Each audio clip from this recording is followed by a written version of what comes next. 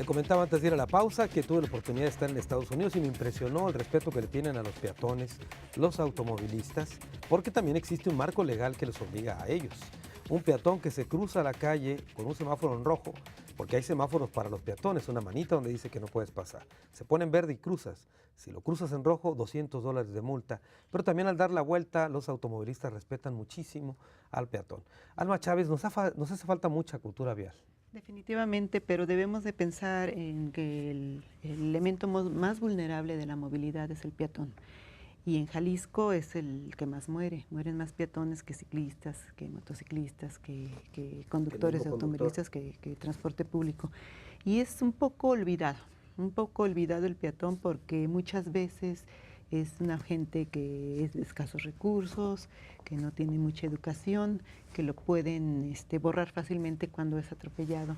Y nos llegan a la asociación muchos peatones, muchas familias de peatones que han fallecido por transporte público particulares, por lo mismo, quedan totalmente desamparados. Yo creo que debemos... En este tipo de casos, perdón que te interrumpa, Sí. digamos, abundan los casos de personas de la tercera edad. Sí, desafortunadamente la tercera edad y los niños también. Y también hay mucho grado de alcohol en personas atropelladas. O sea, volvemos otra vez, el factor de riesgo de alcohol también afecta a los peatones, no nada más a los conductores.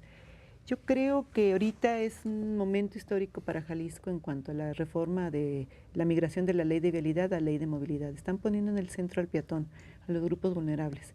Los ciclistas también están tomados en cuenta, y el transporte público, que es con el que la mayoría de las personas que viven en esta ciudad se mueven.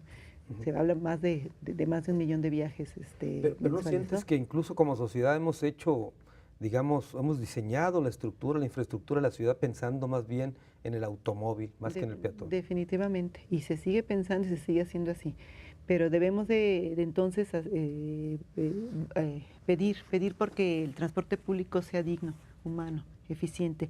Y creo que ahorita con la reestructura del transporte público hacia un nuevo modelo, el migrar del hombre camión en ruta empresa, yo creo que va a ser un gran paso, de que el gobierno no autorice una tarifa hasta que los transportistas, los empresarios que tienen las concesiones, hagan lo que deben hacer, que sean una empresa socialmente responsables, porque no manejan mercancías, manejan seres humanos, transportan seres humanos, entonces sí deben de tener una conciencia social. Tú formas parte de esta comisión mixta para modernizar el transporte. ¿Cómo avanzan, digamos, las presiones, las negociaciones ahí internamente? Bueno, yo creo que ahorita hemos estado de forma muy cordial trabajando. Definitivamente el bloque de los transportistas es muy fuerte. Se unen para defender sus intereses, pero en esta comisión también hay varios organismos de sociedad civil, están en los sindicatos de los operadores y está el gobierno.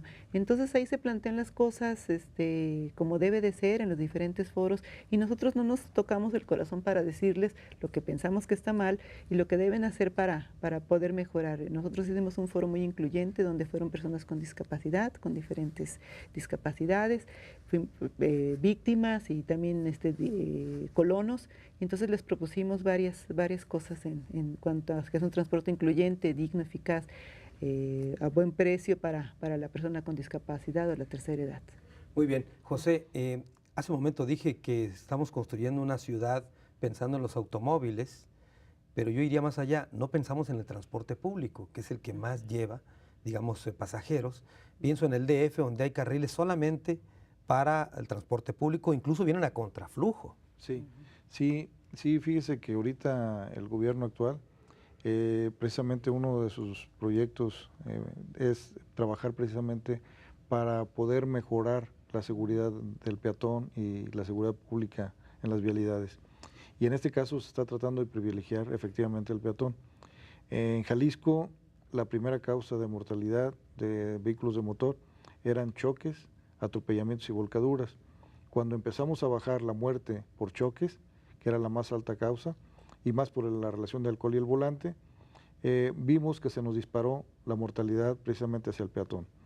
Y estamos estableciendo campañas muy específicas, medidas de prevención de los peatones, pero también campañas muy específicas de protección y de cuidado al conducir, para que la gente sea responsable.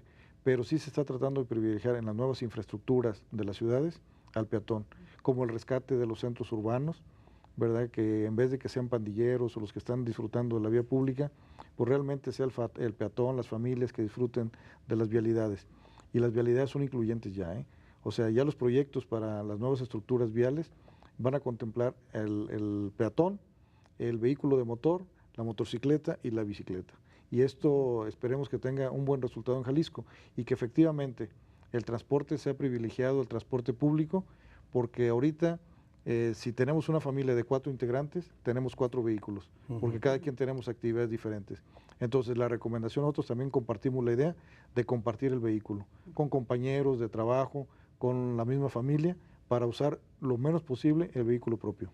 Sí, y perdón que vuelva a referirme a Estados Unidos, es lo que acabo de ver, pero hay incluso carriles confinados para vehículos donde van más personas que comparten el vehículo. Incluso tengo entendido que hay países donde también, por ejemplo, hay algún apoyo en las casetas, por ejemplo, de gasolina para la gente que trae un vehículo lleno de pasajeros. Le ayudan con el gasto de la gasolina, por ejemplo. O sea, son incentivos, ¿verdad?, para hacer un buen uso del transporte. Compartir el vehículo podría ser un buen programa, ¿no? Así es un buen programa. Para que no andes solo.